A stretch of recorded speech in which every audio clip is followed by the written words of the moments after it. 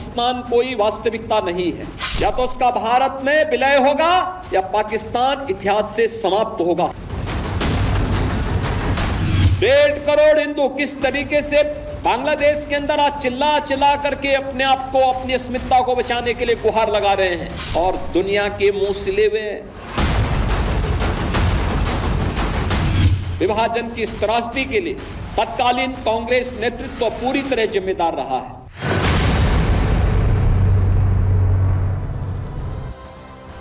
तो पाकिस्तान का या तो भारत में विलय हो जाएगा और या फिर विनाश उसका हो जाएगा। क्या वाकई मिट जाएगा पाकिस्तान का नामो निशान दुनिया के नक्शे से? आज जब विभाजन स्मृति दिवस के लिए एक सभा में थे मुख्यमंत्री योगी आदित्यनाथ, तब उन्होंने 2 टूक चेतावनी दी। सीधा वार जो है वो पाकिस्तान पर किया जो आज आजादी दिवस अपना मना रहा है, और ये कह दिया कि भारत में उसका विलय। और सिर्फ इतना ही नहीं बल्कि महर्षि अरविंद जो हैं उनकी बात को कोट करते हुए उन्होंने लिखा कि जिसका आध्यात्म में कोई अस्तित्व नहीं होता, कोई नामो निशान नहीं होता, तो उसका तो वैसे ही नामो निशान मिट जाता है। ये सीधा यहाँ पर पाकिस्तान को कहते हुए और जिस तरह के हालात बने हुए हैं उसे लेकर उन तमाम बातों को यहां पर करते हुए मुख्यमंत्री योगी आदित्यनाथ नजर आ रहे थे। न केवल इतना बल्कि बांग्लादेश की भी बात करते हुए मुख्यमंत्री योगी आदित्यनाथ नजर आए और उन्होंने कहा कि किस तरह जैसे अभी हालात बने हुए हैं, इससे पहले पूर्व में भी इस तरह के हालात बन चुके हैं। योगी का क्या दावा है जिससे पाकिस्तान एकदम हिल गया है? क्यों आखिर पाकिस्तान में हड़कंप मचा हुआ है? विभाजन विभीषिका दिवस आज यानी कि जिस पर योगी की 2 टूक यहां पर साफ तौर पर सामने आई। जो 1947 में हुआ वो बांग्लादेश में हो रहा है, ये मुख्यमंत्री योगी आदित्यनाथ ने कहा। ये चेताया जो लोग सो रहे हैं अभी भी, उनको जगाने की कोशिश की। पाकिस्तान का विलय होगा भारत में या फिर पाकिस्तान समाप्त हो जाएगा। विभाजन की त्रासदी दोबारा नहीं होने देंगे। पूर्व में देख चुके हैं 2047 तक हम सबसे बड़ी ताकत होंगे, ये मुख्यमंत्री योगी आदित्यनाथ ने कहा। और इसके अलावा क्या कुछ बड़ी बातें जो मुख्यमंत्री योगी आदित्यनाथ ने कही और पाकिस्तान पर जो तंज कसा, जो एक सीधा हमला बोला, वो आपको सुनवाते हैं।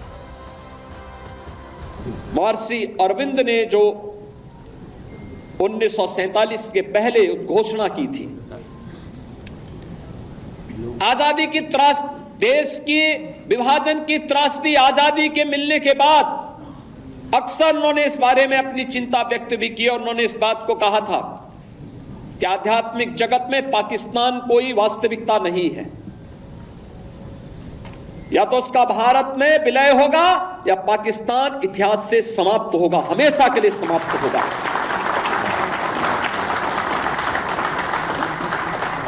क्योंकि आध्यात्मिक जगत में जब जिसका कोई वास्तविक अस्तित्व नहीं है उसको नष्ट ही होना है, और उसकी नष्टता, उसके नश्वरता को हमें संदेह की निगाहों से नहीं देखना चाहिए। हमें ये मानना चाहिए ये होगा, लेकिन इसके लिए हमें भी तैयार होना होगा। तो भारत फिर से अखंड बनेगा, ये आज साफ तौर पर अपने संबोधन के दौरान मुख्यमंत्री योगी आदित्यनाथ ने कहा।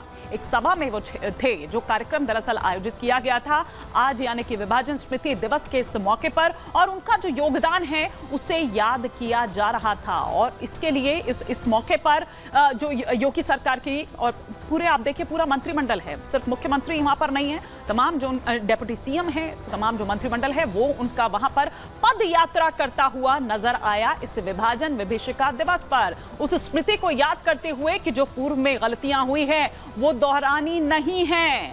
अखंड भारत की बात यहां पर करते हुए नजर आए, और साथ ही साथ ये कि किस तरह से जिसका आध्यात्मिक कोई अस्तित्व नहीं है वो नश्वर है, जिसका वैसे ही कोई नामो निशान उसमें नहीं है, तो नामो निशान तो वैसे ही उसका नहीं बचेगा, ये साफ तौर पर मुख्यमंत्री योगी आदित्यनाथ द्वारा कहा गया। लेकिन ये देखिए, ये तस्वीरें हम आपको दिखा रहे हैं।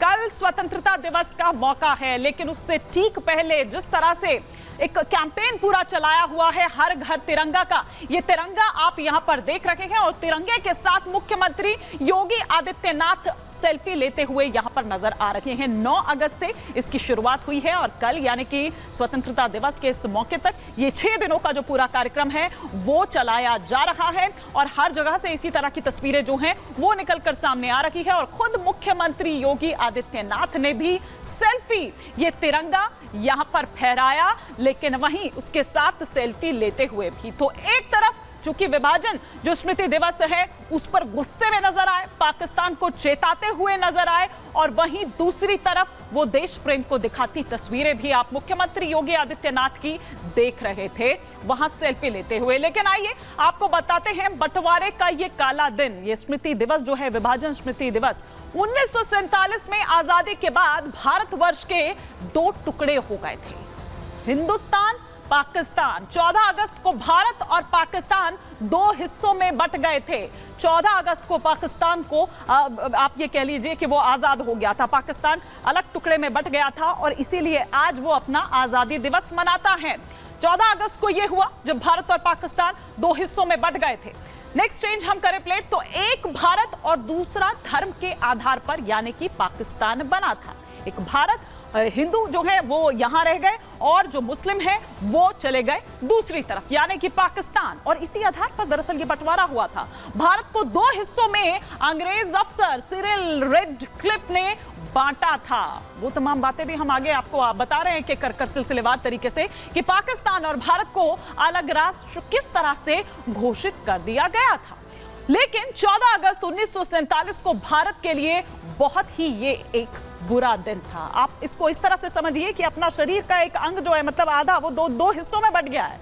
तो आप ये सोचिए, दंगे, लूट, महिलाओं से अभद्रता और नरसंहार हुआ था। इस तरह की तस्वीरें जो हैं वो उस दिन निकलकर सामने आई थी, इसीलिए हम उसे कह रहे हैं काला दिन, बंटवारे का वो काला दिन जो हम आपको दिखा रहे हैं और तस्वीरें हम दिखाते हैं। ये देखिए, ये काला दिन, ये किस तरह से, ये बंटवारे वाले दिन की हम तस्वीरें आपको दिखा रहे हैं, किस तरह से आप ये देखिए, फटे हाल एकदम। अगर हम ये तस्वीरें यहां पर दिखाएं, जब देश अलग हो रहे, जब एक देश अलग हो रहा था, 2 हिस्सों में बंट रहा था, तो किस तरह की वो स्थिति थी। और लोग देखिए, जिसको जहां जैसे मौका मिला वो अपनी पोटली उसने बांधी और वो पोटली लिए वो निकल रहा है अपने बच्चों के साथ नंगे पांव, और देखिए किस तरह के हालात दरअसल उस वक्त हो गए थे। ये वो विभीषिका जिसे आज मुख्यमंत्री योगी आदित्यनाथ जब याद करते हैं तो गुस्से में होते हैं और वो ये कहते हैं कि ये काला दिन जो है वो दोबारा कभी नहीं आना चाहिए, लेकिन उसके लिए पूर्व में जो गलतियां हुई है वो भी नहीं दोहरानी होगी आपको। किस तरह से देश की कीमत उन्होंने रखी थी अपनी राजनीति चमकाने के लिए, अपनी राजनीति के लिए, लेकिन कीमत किसको चुकानी पड़ी? इन लोगों को। ये आम लोग जो यहां पर आप देख पा रहे हैं,